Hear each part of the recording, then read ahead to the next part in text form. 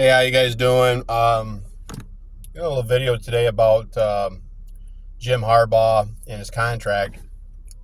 Uh, Contract, from what people are saying, states that 10 years, 12.5 million makes him the highest paid college football coach, and he hasn't signed it. So there's a couple of things people haven't really mentioned, I don't think, um, that might be part of the decision why he hasn't signed.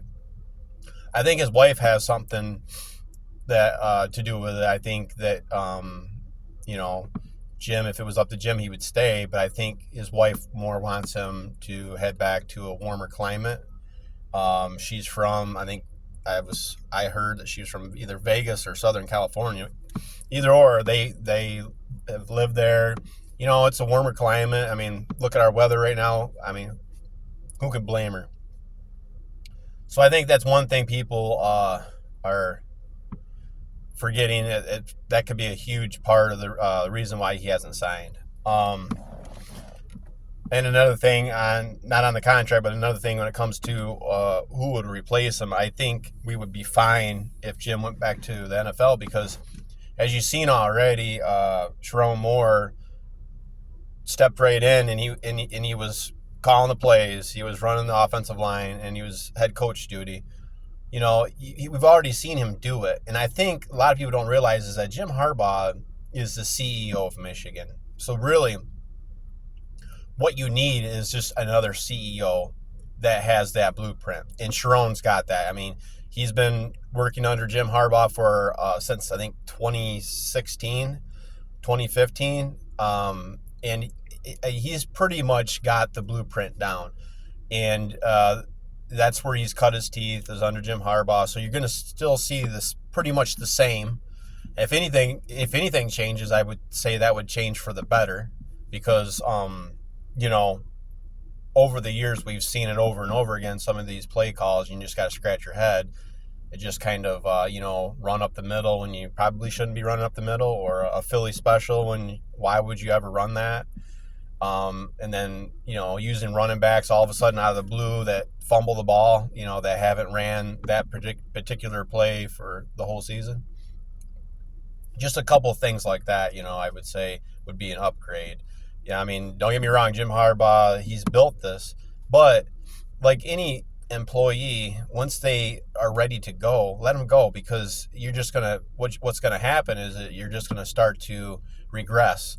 You ain't gonna get the effort. I don't think you would still get that same enthusiasm, that Jim brings, which I think he was losing before he kind of reinvented himself. So therefore, by him bringing in all these young coaches, he did a great job of reinvigorating the program. So I think we'll be just fine. And I think Jim should go to the NFL, and I think we'll actually do even better. And that's not a knock against him. That's just how things, evolve, anyways. So I think we'd be fine, and I think that hopefully we can keep, Mike Hart. I'm sure we can keep Mike Hart, Sharon Moore.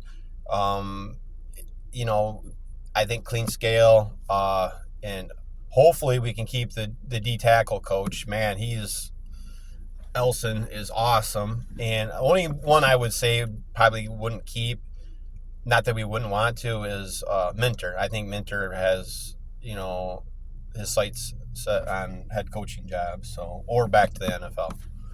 But I think we're going to be just fine. And if anything, when Jim Harbaugh leaves, I think the investigations, I don't know if they're going to go away, but I think that's the whole reason why the NCAA is hell-bent on hurting Michigan, is because of Jim Harbaugh's comments about getting the players part of that TV money. So as dirty as that sounds, I mean, it's funny you don't hear more from other fan bases saying, that what Jim Harbaugh is saying is right, but you don't hear that because people are full of bull crap, they're just full of it, and they can't see past their fandom, which is kind of is the state of our society, really, But anyways, I just wanted to point that out, and you guys Have a good day.